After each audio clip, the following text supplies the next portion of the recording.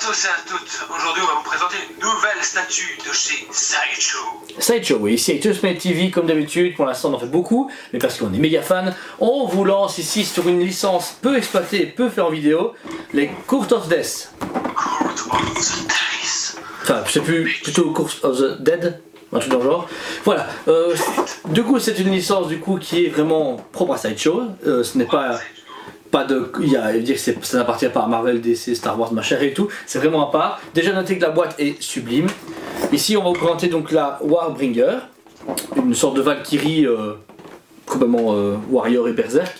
Déjà le design ici donc n'est pas en 3D mais un relief plastifié, très très beau. Du son en dessous vous pouvez voir en relief. Le côté un logo bien descriptif de Court of the Dead. Et à l'arrière, complètement mis en avant, donc elle s'appelle Kyr, donc c'est pas comme la boisson, hein. C'est Kyr Death Warbringer, donc une statue vraiment magnifique, sublime, qu'on va vous montrer forcément ici, avec grand plaisir.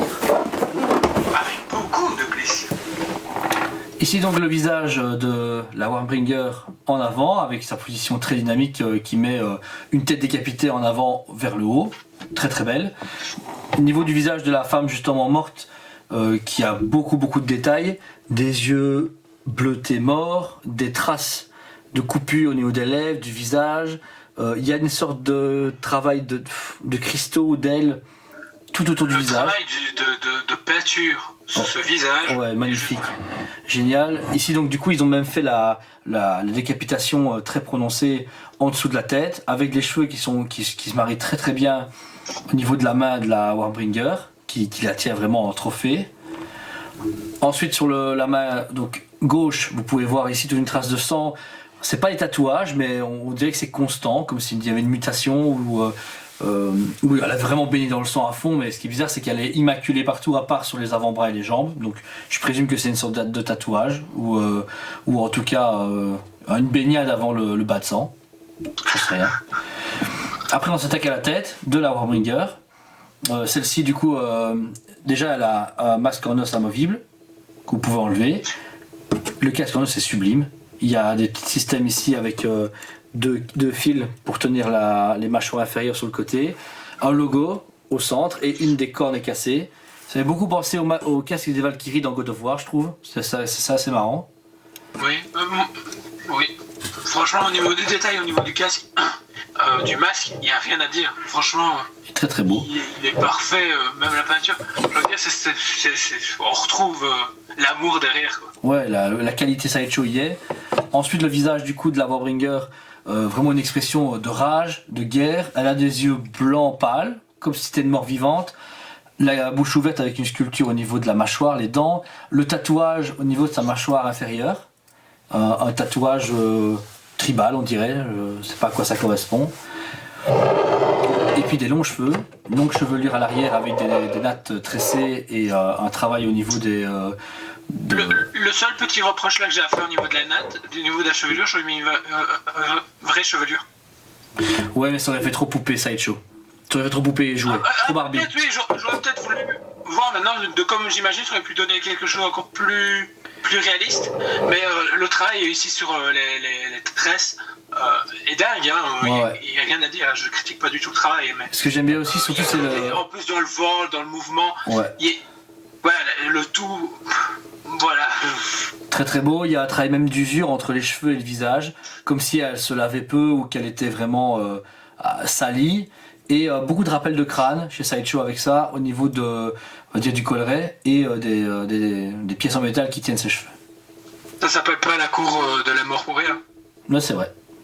Donc ici on se retrouve au côté niveau buste, et donc ici il y a une armure au niveau de sa poitrine qui descend jusqu'à son nombril, qui est franchement super bien sculptée. Il y a un côté, il y a le côté matière forgée derrière, le tout est en relief. Ouais. Franchement il y a un côté cage thoracique et tout. Beaucoup de précision, hein. Je trouve qu'on peut voir une toute petite femme avec une poitrine et une épée au milieu de son abdomen. Et après un crâne sur son bide. Et juste en dessous, oui, un rond avec le crâne qui rappelle encore la cour, voilà, la cour de la mort, ouais. Ensuite, Et ce que j'aime bien, c'est le côté peinture aussi qui donne vraiment le côté fer forgé. Le tout, franchement, il est super bien travaillé pour donner ce côté-là. Ensuite, on enchaîne ici, donc déjà la peau, même au niveau de sa poitrine, n'est pas trop non plus abusif. C'est une femme, veut dire, qui est forte et musclée, mais qui n'est pas avec une paire de nibards énorme qui déborde de l'armure, ça c'est bien. Ils ont mis les proportions là où il fallait, sans exagérer, comme ils peuvent faire certaines fois, malheureusement. Mais ici, c'est juste, voilà, mettre des belles courbes, comme il faut, mais sans exagérer. C'est ça, voilà. Après, on passe ici au bras droit, une partie de l'armure en tout cas. Il y a encore une fois une forme de crâne au-dessus de l'épaule droite. Après, il y a de l'armure qui descend, encore avec des crânes, avec des pièces de maille, pour finir avec un avant-bras avec une pointe à la fin qui elle est rouillée. Fait un peu Aquaman, on dirait, c'est ça qui est marrant. Ils sont c'est justement en train de me dire qu'il fait un peu Aquaman. Ouais. Et l'arrière, qui est assez important, je pense, pour la statue, pour son histoire, ça on ne la connaît pas, j'avoue qu'on ne s'est pas documenté à 100%. C'est son dos. Et ici, donc oui, il y a deux trous, comme si on lui avait arraché ses ailes. Comme s'il y avait des ailes, en tout cas auparavant, et on lui avait arraché. Alors ici, pour l'épée, une très belle sculpture. Alors il y a beaucoup de rappels, par exemple, au niveau de la garde, encore des ailes, qui vont après sur plein de crânes, emmêlés, avec des serpents, avec plein de choses. Vraiment, un très beau travail au niveau de l'épée. Puis la lame ici, qui n'est pas usée par contre, il n'y a même pas aucune trace de sang, rien. Elle est immaculée. C'est ça qui est un peu curieux qu'elle ait une tête décapitée sans sang, mais on peut dire qu'elle a coupé avec autre chose. Donc une très belle réalisation. Ensuite, on enchaîne avec le pagne. Oui, le pagne. Alors ici, donc, déjà sur les côtés, donc, il est attaché avec des pièces de cuir. De cuir, exactement, c'est du vrai cuir. En tout cas, c'est un semblant de cuir, mais il y a vraiment un tissu. Le pagne aussi est en tissu, ça c'est bien. Il est câblé, donc il permet de donner du mouvement. Je trouve ça super chouette. Ouais, très bien trouvé de la part de Et puis il y a le weathering, la salissure qu'il y a au niveau au-dessous. Donc on sent qu'il y a eu un côté bataille. J'aurais juste rajouté un peu plus personnellement. Mais c'est mon avis à moi. C'est plus pour vraiment avoir le bataille, le côté sanglant. Même s'il y a déjà beaucoup de sang sur la statue, mais voilà, un peu plus, ça aurait été cool. Mais voilà, c'est au niveau du tissu, tout ça, tout est parfait, tout est maîtrisé, et encore une fois, on ressent l'amour pour cette pièce. Ouais. Ensuite, on va enchaîner avec les jambes. Donc, il y a le rappel de la même type d'armure au niveau des jambes que pour l'avant-bras droit. Il y a vraiment un côté un peu, comme on disait, Aquaman, avec un crâne. Un côté très usé et très rouillé, comme si l'eau l'avait vraiment abîmé avec le temps. C'est assez drôle. Ses jambes, comme je disais, avec du rouge. Est-ce qu'encore une fois c'est un tatouage ou est-ce que c'est des marques de baignade, j'en sais rien, mais. Et ses pieds nus. Elle n'a pas d'armure au niveau des pieds, c'est des pieds rouges. Et ce qui est marrant, c'est que les veines ont été représentées et tout. Ouais. Et c'est un travail de maître. Je reste ébloui par cette statue. Ensuite, sur le socle, vous avez une sorte de forme de cristaux. Pareil, entre de la rouille, du cristal magique. C'est vraiment un socle assez unique. Très beau painting, avec pareil. Du bleu turquoise qui revient à certains endroits. Sur les couleurs. Franchement, qui donne le côté mystique. J'aime vraiment bien. Et puis il y a des plumes qui viennent se déposer, qu'elles sont sculptées, et qui viennent épouser les formes de ces fameux. Elles sont en plastique par contre, celles-là. Elles sont amovibles. Enfin, on ne doit pas les fixer, mais elles sont en plastique. Et elles rappellent encore une fois les ailes brisées de l'ancienne Valkyrie, on dirait. Et avec encore une fois un rappel sur le socle avec plein de personnages qui tiennent une épée en arrière, enfin sur le bas, et des ailes qui se raccordent chacune, côté métallisé. Franchement. Très beau travail de la part de Sideshow, un produit parfait. Nous voici donc à la clôture de cette vidéo. Tout d'abord, comme vous pouvez voir, le visage était genre sublime et Sideshow encore une fois pense à la bonne chose. Comme on s'est enlevé le masque en os, ils ont prévu en plus un petit support aimanté. Hop, vous pouvez donc le placer sur le côté si vous voulez voir directement le visage de la Warbringer facilement. Sideshow du coup qui a créé entièrement cette licence Code of the Dead que justement Jordan, ça a été fait par le directeur artistique, c'est juste?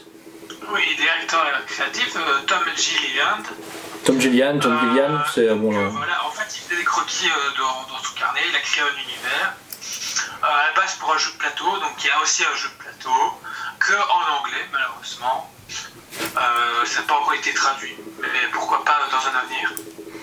Donc du coup, c'est durant les repas midi, ils se retrouvaient, ils voyaient son carnet, les autres artistes de chez Sideshow trouvaient ça intéressant et tout, du coup ils ont poussé le projet de faire des protos 3D et tout ça, ça appelait tout le monde, et lui il a laissé la liberté de chacun le peintre de faire ce qu'il voulait au niveau peinture, d'y aller comme il le voulait, la couturière de faire ça comme elle voulait au niveau des tissus, tout ça. Chacun a apporté sa patte créative et ce qu'il voulait dessus.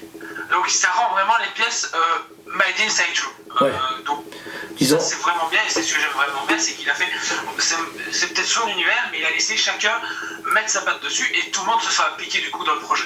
Ouais, franchement, c'est un produit pour moi vraiment qui a beaucoup d'importance de nos jours, parce que faire du Star Wars, du Marvel DC, c'est bien. Maintenant, c'est un peu facile parce qu'il y a beaucoup d'exemples. Enfin, il y a beaucoup d'exemples. Ici, ils ont osé aller de l'avant en se disant ouais, voilà, on va créer un truc unique. Personnellement, voilà, je trouve ça super beau. L'univers, par contre, le problème, c'est qu'il y a actuellement des comics qui sont sortis, 2-3 romans, mais ils n'ont pas porté ça de façon internationale comme l'a fait par exemple Blizzard pour Warcraft ou d'autres choses. C'est vraiment unique à Sideshow, c'est pour une sorte de petite minorité qui connaît. Donc ils ont moins fait publicité, ils n'ont pas lancé un univers de jeux vidéo par exemple, de séries télé, animation, rien du tout. Ce qui pourrait être plus tard, ça pourrait être intéressant, parce qu'ils continuent une gamme constamment là-dessus. Et voilà, donc moi la Sideshow par exemple, je lui mets un 9,5 sur 10, parce que rien n'est parfait, mais je trouve qu'elle est nickel. Bon, forcément, comme tout statut, il y a des fois des tout micro défauts, ça peut arriver, mais celle-là, je trouve que j'ai vraiment aucune critique à faire. Le socle est beau, comme on vous a dit, le personnage, la tête, le fait qu'on peut voir le masque, tout est nickel. Donc 9,5 sur 10 pour moi, pour la Sideshow Warbringer. Et toi, Jo? Pour ma part, donc 9,5 aussi. Moi, ce qui m'amène à cette note-ci, c'est la réalisation, cette chose-là, et puis c'est tout l'idée derrière. Comme tu as dit, c'est innovant, ça change un petit peu. Ils tentent des choses, et ça c'est bien, il faut le faire, il faut tenter des licences, il faut tenter d'en créer soi-même aussi, ça c'est dans le plus. Ouais. Et au niveau de la réalisation, et puis toute la gamme, je trouve que chaque pièce a son authenticité. Et, authenticité et identité, c'est ça? Oui. Je te regarde, pas de soucis. Mélange de mes passions. Chacune est indépendante. On peut faire un set, qu'on soit honnête, mais on peut aussi en avoir qu'une dans sa collection, ça fonctionne très bien. Parce que chaque personnage est authentique et à chaque fois je regarde le personnage, je fais oh putain ça pète. Ouais, franchement, et à chaque fois ils mettent un level plus haut, et ça c'est ce que j'aime bien, c'est cette chose, ils se mettent la possibilité de le faire. C'est ça. Ici c'est à part d'une idée d'un gars, et ils ont transformé ça en univers. Une gamme de statues, en un univers. Voilà. Merci de tenter des trucs comme ça. Bravo Sideshow, sincèrement. Voilà. Et donc sur cette parole, encore une fois, on vous remercie 1000 fois. Si vous aimez la vidéo, n'hésitez pas à la liker et abonnez-vous à notre chaîne. Vous avez vu qu'on a beaucoup de contenu très varié. Donc on a à chaque fois fait des playlists pour ceux qui veulent voir que Sideshow, que Mesco, que des statuts sur d'autres fabricants, etc. ou d'autres types de unboxing. On rappelle qu'on fait des lives actuellement sur la page Facebook Touchpad Liège. Donc n'hésitez pas aussi à interagir avec nous, c'est un grand plaisir. Voilà. Et du coup, on se dit au revoir, n'est-ce pas Jordan? Et on se dit à très bientôt, et oui, et comme mon collègue vous a dit, ne pas oublier nos lives, parce que on parle de beaucoup de sujets intéressants, et il y a des interactions avec tout le monde, on répond à toutes les questions, vraiment tout, et on vous présente des nouveaux produits, les nouvelles rumeurs, entre guillemets. Tout ce qu'on parle maintenant des fabricants. Et plus on vous parle de tout, en fait. On parle de tout. Voilà. À la prochaine, et portez-vous bien. Salut!